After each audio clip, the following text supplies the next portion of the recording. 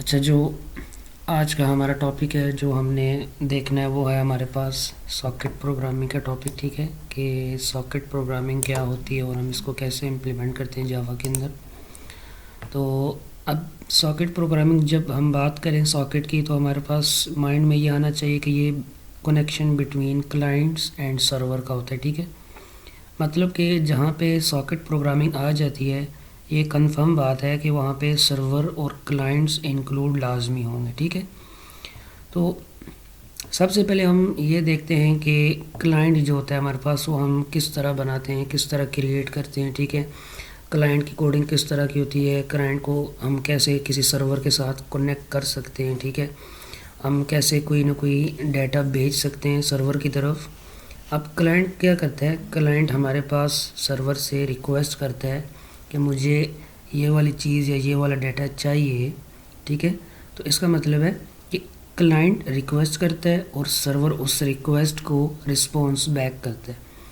तो socket programming के लिए हमारे पास जो जावा के अंदर लाइब्रेरीज यूज़ होती हैं वो हमारे पास होती है इंपोर्ट java.io.static। ये लाइब्रेरी जो यूज़ करेंगे हम, ये डाटा इनपुट और डाटा आउटपुट स्ट्रीम के लिए हम यूज़ करेंगे। ठीक है, इसके बाद हमारे पास आता है इंपोर्ट java.net.static।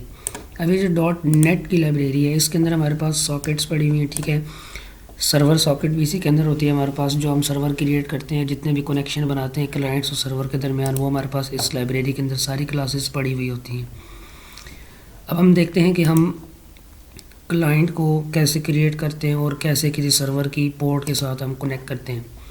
सबसे पहले हम आ जाते हैं पब्लिक स्टैटिक वॉइड मेन के अंदर। ठीक है, सबसे पहले जो भी एक बात याद रखें कि जो भी कोड होगा हमारे पास सॉकेट प्रोग्रामिंग का वो हमेशा ट्राई कैच के ब्लॉक के अंदर आएगा। ठीक है, अगर हम ट्राई कैच ब्लॉक नहीं लगाते तो हमारे पास उस कोड में एरर आ जाता है। ठीक है, वो एक्सेसिबल नहीं होता। सबसे पहले हम यहाँ पे क्या कर रहे हैं, एक सॉकेट क्रिएट कर रहे हैं। ठीक है, यहाँ पे आपको नज़र आ रहा होगा नीचे java.net.socket। अब .net के अंदर हमारे पास एक लाइब्रेरी है, सॉरी एक क्लास है सॉकेट के नाम से, उसका हम एक इंस्टेंस बना रहे हैं, एक ऑब्जेक्ट बना रहे हैं। ठीक है, उसको हम क्रिएट कर रहे हैं सॉकेट s=न्यू सॉकेट। अब ये जो हमारे पास दो चीज़ें लिखी हुई हैं, अब हमने यहाँ पे ये बताना है कि जो हमने कनेक्शन बनाना है वो कौन से सर्वर के साथ बनाना है और किस DNS पे बनाना है या किस होस्ट पे बनाना है। तो हम यहाँ पे अच्छा, तो इसमें हमने ये चेक करना है कि हम किस होस्ट के साथ कनेक्ट करने जा रहे हैं और कौन सी पोर्ट नंबर के साथ कनेक्ट करने जा रहे हैं जो कि हमने सर्वर बनाना है। ठीक है, उसके बाद हमारे पास सेकंड लाइन आती है s.connect, मतलब कि हम इस सॉकेट को कनेक्ट कर रहे हैं। ठीक है, ये कनेक्ट के अंदर नल इसलिए लिखा हुआ है क्योंकि अभी तक हमने सर्वर स्टार्ट नहीं किया। जब सर्वर स्टार्ट करेंगे तो यहाँ पे अगर हम यहाँ पे अभी फ़िलहाल नल नहीं लिखते तो ये हमारे पास एरर आएगा। वो एरर हमारे पास क्यों आता है, क्योंकि बाय डिफ़ॉल्ट हमारे पास कोई भी सर्वर फ़िलहाल तो हमने बनाया नहीं है, तो इसलिए हम ये कंसिडर करें कि जो भी हमने सॉकेट बनाई है वो हमारे पास नल पड़ी हुई है। ठीक है, उसके अंदर कोई भी वैल्यू नहीं है। जब सर्वर हमारे पास कनेक्ट हो जाएगा, जब ये वाली सॉकेट सर्वर के साथ कनेक्ट हो जाएगी तो फिर इस नल की जगह वो वाली वैल्यू ऑटोमेटिकली बैकएंड पे रिप्लेस हो जाती है। अब उसके बाद हमारे पास आता है डाटा आउटपुट स्ट्रीम और डाटा इनपुट स्ट्रीम। अब इन दोनों क्लासेस का क्या मकसद है, इन दोनों क्लासेस को हम क्यों यूज़ करते हैं। ठीक है, जब हम सर्वर की तरफ कोई मैसेज भेजेंगे, ठीक है, फॉर एग्जांपल जब क्लाइंट सर्वर को कोई मैसेज भेजेगा तो हम कौन सी स्ट्रीम यूज़ करेंगे, डाटा आउटपुट स्ट्रीम। मतलब कि जब हमने क्लाइंट से सर्वर की तरफ मैसेज भेजना होगा तो हम यूज़ करेंगे डाटा आउटपुट स्ट्रीम। और दूसरी बात, जब हमने सर्वर का रिस्पॉन्स रीड करना होगा कि सर्वर ने हमें जवाब क्या दिया है, तो उसके लिए हम यूज़ करेंगे डाटा इनपुट स्ट्रीम। ठीक है, मतलब कि जो सर्वर की तरफ से मैसेज आएगा उसके लिए हम इनपुट स्ट्रीम यूज़ करेंगे और जो हमने सर्वर को मैसेज भेजना है उसके लिए हम आउटपुट स्ट्रीम यूज़ करेंगे। ठीक है, मतलब कि देखें अब यहाँ से हम इस क्लाइंट से डाटा भेज रहे हैं, भेजने का मतलब है कि आउटपुट कर रहे हैं। ठीक है, उसको सेंड कर रहे हैं। जब हम डाटा रिसीव करेंगे तो इसका मतलब है कि हम इनपुट कर रहे हैं। जैसे कि हम नॉर्मल प्रोग्राम्स के अंदर क्या करते थे, इनपुट देते थे कीबोर्ड से। हम किसी भी वेरिएबल के अंदर जब हमने इनपुट करनी होती है तो हम कीबोर्ड से कोई भी इनपुट दे के एंटर करते हैं। इसका मतलब है कि वो प्रोग्राम हमारा डाटा रिसीव करते हैं। तो जब यहाँ पे हमारे पास क्लाइंट रिसीव करेगा, इसका मतलब है कि इनपुट सर्वर की तरफ से इनपुट आ रही है हमें, जो हमें रिसीव हो रही है। जब आउटपुट करना चाहेगा, जब सर्वर की तरफ कोई मैसेज भेजना चाहेगा तो हम क्या करेंगे, डाटा आउटपुट स्ट्रीम यूज़ करेंगे।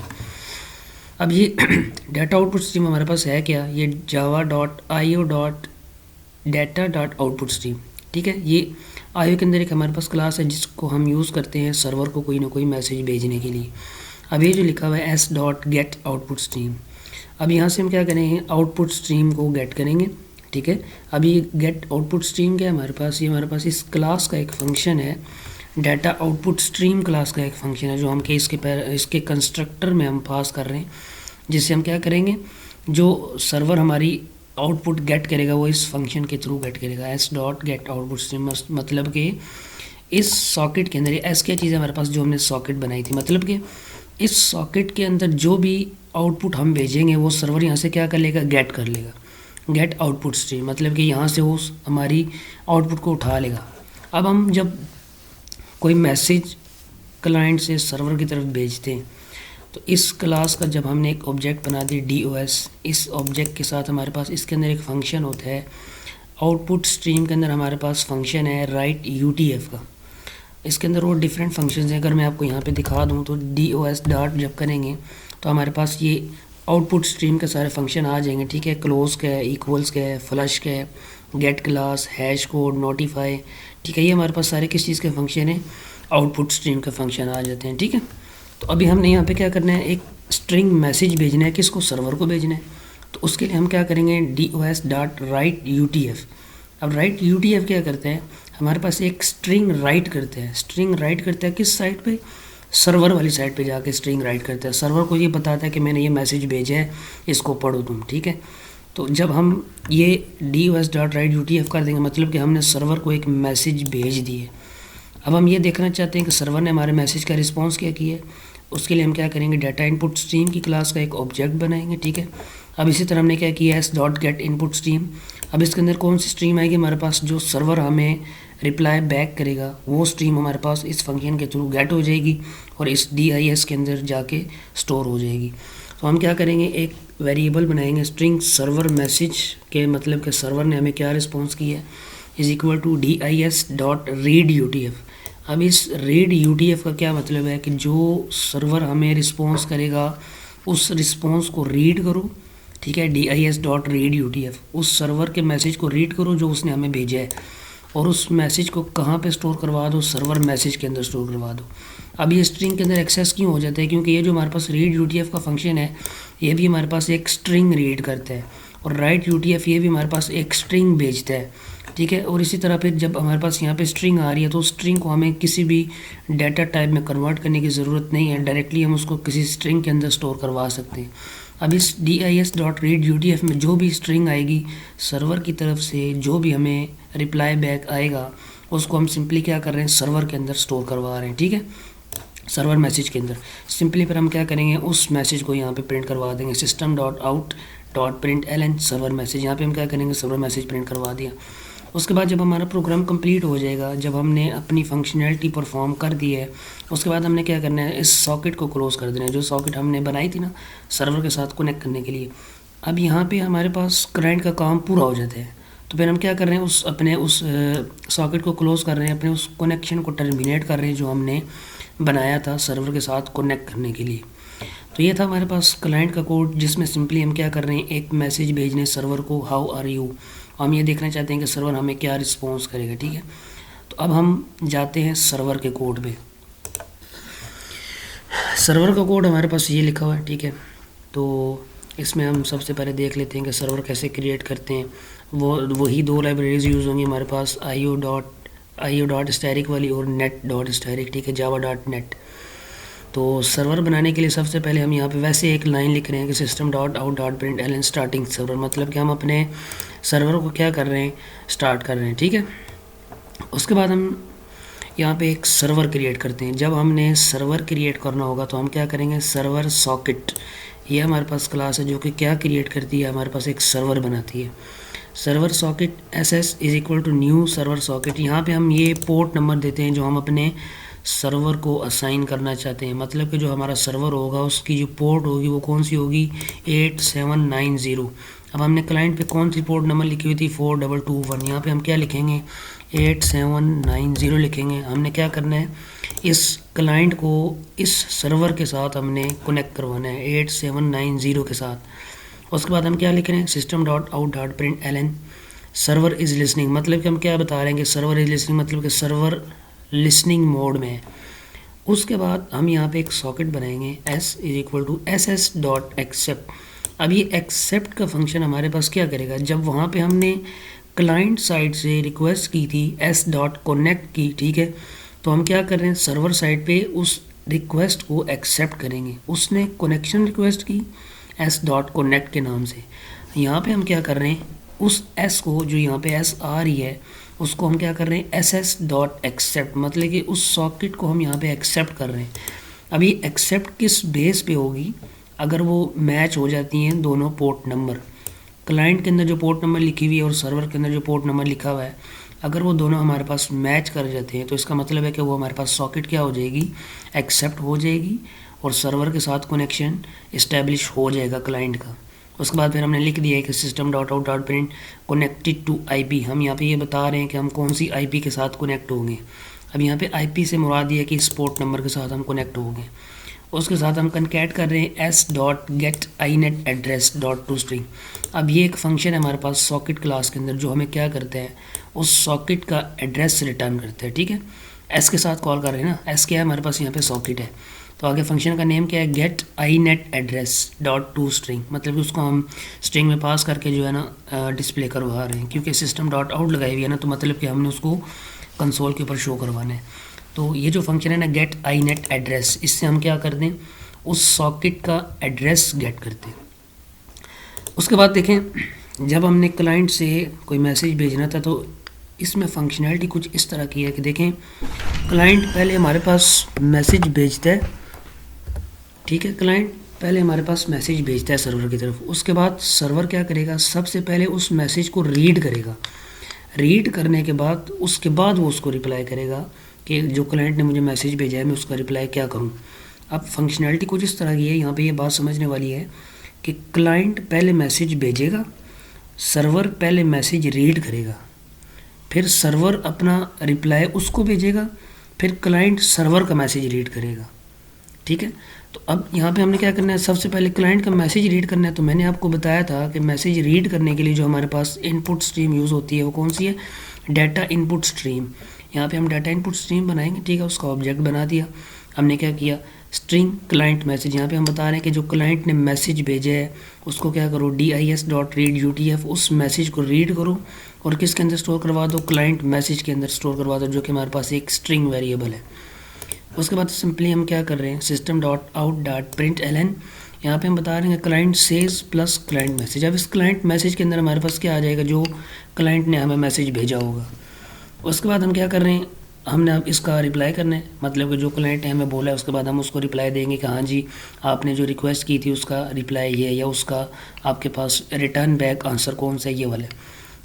तो जैसा कि मैंने पहले बताया था कि अगर हमने किसी दूसरी साइट पे मैसेज भेजना हो, कोई स्ट्रिंग भेजनी हो, कोई भी चीज़ भेजनी हो, तो हम क्या करते हैं, डाटा आउटपुट स्ट्रीम को यूज़ करते हैं। यहाँ पे हमने डाटा आउटपुट स्ट्रीम का एक ऑब्जेक्ट बनाया, ठीक है, बन गया ऑब्जेक्ट। उसके बाद हम क्या कर रहे हैं, dos.write आई एम फाइन। अब सर्वर को कैसे पता कि मैंने आई एम फाइन भेजना है, क्योंकि जब वो इस क्लाइंट सेज वाले लाइन पे जाएगा, उसमें यहाँ पे जब लिखा हुआ ना क्लाइंट मैसेज, ये रीड करने के बाद उसे पता चल जाएगा कि क्लाइंट ने मुझे क्या मैसेज भेजा है, ठीक है। वो मैसेज रीड करेगा, उसके बाद फिर वो उस मैसेज के अकॉर्डिंग क्लाइंट को क्या कर देगा, रिप्लाई कर देगा। उसने यहाँ पे बता दिया कि आई एम फाइन, ठीक है। उसके बाद हम क्या करेंगे, सॉकेट क्लोज कर देंगे और अपना सर्वर क्लोज कर देंगे, ठीक है, मतलब कि उसका जवाब दे दिया, अब सर्वर का कोई और काम नहीं है तो हम क्या करेंगे, सर्वर अपना क्लोज कर देंगे, ठीक है। तो ये जो हमारे पास प्रोग्राम था इसमें सिंपली हम एक मैसेज क्लाइंट से सर्वर की तरफ भेज रहे हैं और सर्वर उस मैसेज को रीड करके क्लाइंट की तरफ वापस अपना रिप्लाई भेज रहा है, ठीक है। तो इसकी वर्किंग हम देखते हैं कि ये किस तरह होगी। हम सबसे पहले क्या करते हैं, इस क्लास को, और दूसरी इंपॉर्टेंट बात कि आपने पहले सर्वर को रन करना है और उसके बाद क्लाइंट को रन करना है, और ये दोनों प्रोग्राम, ये जो सर्वर वाला है और ये जो क्लाइंट वाला प्रोग्राम है, ये डिफरेंट लोकेशंस पे होने चाहिए, ठीक है। एक लोकेशन के अंदर ये प्रोग्राम नहीं हो सकते, ठीक है। अब फॉर एग्जांपल एक सर्वर है जो एक रूम में पड़ा हुआ है और जो बाकी कंप्यूटर्स हैं, जो बाकी जितने भी पीसी हैं वो हमारे पास किसी और ऑफिस में पड़े हुए हैं, किसी और रूम में पड़े हुए हैं, तो हम उसको वहाँ से कनेक्ट करवा सकते हैं। इसका मतलब ये है कि जो सर्वर का कोड होगा उसी कोड के फोल्डर के अंदर क्लाइंट का कोड नहीं हो सकता, ठीक है। सर्वर के कोड के लिए आप अलग से जगह रखेंगे और क्लाइंट के कोड के लिए आप अलग से वर्क स्पेस डिफाइन करेंगे, ठीक है। तो अभी हम इस तरह करते हैं, सर्वर वाले प्रोग्राम को हम यहाँ पे रन करते हैं, ठीक है। सर्वर प्रोग्राम हमने रन कर दिया। अब यहाँ पे हमारे पास आउटपुट में आपको नज़र आ जाएगा, यहाँ पे क्या लिखा हुआ है, स्टार्टिंग सर्वर, जो कि पहली लाइन लिखी हुई थी हमारे पास system dot out dot print L n वाली, ठीक है। स्टार्टिंग सर्वर लिखा हुआ है। उसके बाद हम यहाँ पे आ जाते हैं, दूसरी लाइन हमने लिखी हुई थी कि server is listening, server listen कर रहे हैं। जब हम क्लाइंट साइट पे जाते हैं, जब हम क्लाइंट को यहाँ से रन करेंगे, क्लाइंट को रन किया, ठीक है। अब क्लाइंट रन होने के बाद क्या कर रहे हैं, connect the address can not be null, मतलब कि यहाँ पे हमने नल लिखा था लेकिन हम यहाँ पे एड्रेस लिख सकते हैं, ठीक है। सॉकेट का एड्रेस दे सकते हैं, यहाँ पे हम नल को ख़त्म कर दें तो हमारे पास कुछ भी इसमें आ सकते हैं। तो हम यहाँ पे इसको इस तरह करते हैं कि ये जो हमारे पास नल लिखा हुआ है, इस नल को हम यहाँ से हटा देते हैं। इस फंक्शन को ही हम यहाँ से क्या कर देते हैं, रिमूव कर देते हैं। हम जब इस क्लाइंट को रन करेंगे तो कनेक्शन रिफ्यूज़, अब ये कनेक्शन रिफ्यूज़ किस लिए हो रहा है, क्योंकि हमने क्या कर दिया है, कनेक्ट वाले मेथड को हमने क्या किया हुआ है, कमेंट किया हुआ है, जिसकी वजह से वो कनेक्ट नहीं हो रहा। तो हम इसको अनकमेंट करते हैं। अच्छा, तो सॉरी फॉर डिस्टर्बेंस, मैंने वीडियो पॉज की हुई थी, मैं उसमें एरर फाइंड कर रहा था कि ये कनेक्ट क्यों नहीं हो रहा, ठीक है। तो इसमें एरर हमारे पास ये आ रहा था कि ये जो एस डॉट कनेक्ट का फंक्शन है, ठीक है, ये जब हम क्लाइंट को स्टार्ट करते हैं और यहाँ पे जब हम पोर्ट नंबर दे देते हैं तो इस कनेक्ट वाले फंक्शन को लिखने की ज़रूरत नहीं है, ये ऑटोमेटिकली क्या कर देगा, हमारा कनेक्शन इस्टेब्लिश कर देता है, ठीक है। तो अब हम सर्वर साइड पे जाके देखते हैं, जब हमने सर्वर को रन कर दिया, ठीक है, सर्वर क्या हो गया, सर्वर स्टार्ट हो गया और क्या कर रहा है, server is listening, server listening mode पे हमारे पास। अब हम दूसरी साइड पे जाते हैं तो हम अपने क्लाइंट को कनेक्ट करते हैं, ठीक है। तो क्लाइंट को जैसे ही हम यहाँ पे रन करते हैं तो हमारे पास एक मैसेज आ जाता है आई एम फाइन के नाम से, ठीक है जी, आपको मैसेज नज़र आ रहा होगा। अब ये जो हमारे पास मैसेज है, ये हमारे पास किस साइड से आया, सर्वर ने हमें रिस्पॉन्स किया, ठीक है। तो बेसिकली हमारे पास प्रॉब्लम ये आ रही थी कि जो हमने एस डॉट कनेक्ट का फंक्शन लिखा हुआ था वो हमें लिखने की ज़रूरत नहीं है, क्योंकि बैकएंड पे जब हम सॉकेट के अंदर ये होस्टिंग और आईपी पास कर देते हैं, उसकी जो पोर्ट नंबर होती है पास कर देते हैं, ये ऑटोमेटिकली क्या कर देते हैं, अगर हमारे पास पोर्ट नंबर मैच हो जाते हैं सर्वर और क्लाइंट के, तो हमारे पास क्या हो जाता है, कनेक्शन इस्टेब्लिश हो जाता है। अब जब हमने क्लाइंट को कनेक्ट किया इस पोर्ट नंबर पे 5698 पे, ठीक है, तो हमारे पास क्या लिखा हुआ रहा था पहले, जब हमने सर्वर को स्टार्ट किया था और क्लाइंट को स्टार्ट नहीं किया था, तब हमारे पास आ रहा था server starting server is listening. जैसे ही हमने क्लाइंट को स्टार्ट किया तो हमारे पास यहाँ पे आ गया कनेक्टेड टू आईपी, ये वाली जो हमने लाइन लिखी हुई थी सर्वर के अंदर, जहाँ पे हमने ये लिखा हुआ था कि system dot out dot print L N connected to I P plus S dot get I net address. अब यहाँ पे हमारे पास उस सॉकेट का एड्रेस आ जाएगा जहाँ से क्लाइंट हमें कनेक्शन की रिक्वेस्ट भेज रहा है, ठीक है। तो यहाँ पे हमारे पास लिखा आ गया connected to IP, local host ना, लोकल होस्ट की जो आईपी होती है वो कौन सी होती है, 127.0.0.1, ठीक है। अब यहाँ पे आईपी के साथ कनेक्ट हो गया। उसके बाद हमने क्या किया था, जो क्लाइंट ने मैसेज भेजा था हमने उस मैसेज को रीड किया और उस मैसेज को रीड करने के बाद इसके अंदर स्टोर करवाया था, फिर हम क्या कर रहे हैं, इस मैसेज को डिस्प्ले करवा रहे हैं। तो यहाँ पे हमारे पास लिखा हुआ आ गया client says how are you, ठीक है। अब अगर हम क्लाइंट साइड पे जाते हैं तो हमारे पास यहाँ पे सिर्फ आई एम फाइन लिखा हुआ है, जबकि हमने यहाँ पे हाउ आर यू भी एक स्ट्रिंग लिखी हुई थी ना, वो हमारे पास यहाँ पे क्यों शो नहीं हुई, वो इस वजह से शो नहीं हुई क्योंकि यहाँ पे हमने लिखा हुआ था DOS डॉट राइट UTF। जब हम राइट UTF लिखते हैं तो हमारे पास सर्वर साइड पे जाके ये चीज़ शो होती है, ना कि क्लाइंट साइड पे। तो यहाँ पे हमारे पास आगे client says how are you. अब सर्वर ने जब यहाँ से हमारा मैसेज रीड कर लिया क्लाइंट का, उसने रीड करके इसके अंदर स्टोर करवा दिया, यहाँ पे डिस्प्ले करवा दिया कि क्लाइंट क्या कह रहा है। क्लाइंट कह रहा है कि हमारे पास client says how are you. अब हमने उस हाउ आर यू का रिस्पॉन्स किया है, उसको हमने रिप्लाई बैक किया है, उसकी सर्विस को हमने प्रोसेस किया। तो हमने क्या किया है, डाटा आउटपुट स्ट्रीम का एक ऑब्जेक्ट बनाया, ठीक है। वो हमने क्या कर दिया, DOS डॉट राइट UTF। इस मैसेज के अगेंस्ट हमने उसे एक मैसेज भेज दिया कि आई एम फाइन, ठीक है। तो होप सो कि आपको ये कॉन्सेप्ट समझ आ गया होगा कि हमारे पास सर्वर कैसे क्रिएट होता है, क्लाइंट कैसे क्रिएट होता है, और एक सिंपल हम क्लाइंट से अगर मैसेज भेजते हैं तो वो हम कैसे भेजते हैं, डाटा इनपुट स्ट्रीम कैसे वर्क करती है, डाटा आउटपुट स्ट्रीम का क्या काम होता है। तो नेक्स्ट टॉपिक हम नेक्स्ट वीडियो में डिस्कस करेंगे। अभी इस वीडियो के लिए हमने सिर्फ इतना ही करना था कि एक सर्वर बनाना था और एक क्लाइंट बनाना था, और इन दोनों का कनेक्शन आपस में इस्टेब्लिश करके क्लाइंट की तरफ से एक मैसेज भेजना था और सर्वर उस मैसेज का रिस्पॉन्स बैक करता है। ठीक है, अल्लाह हाफ़िज़।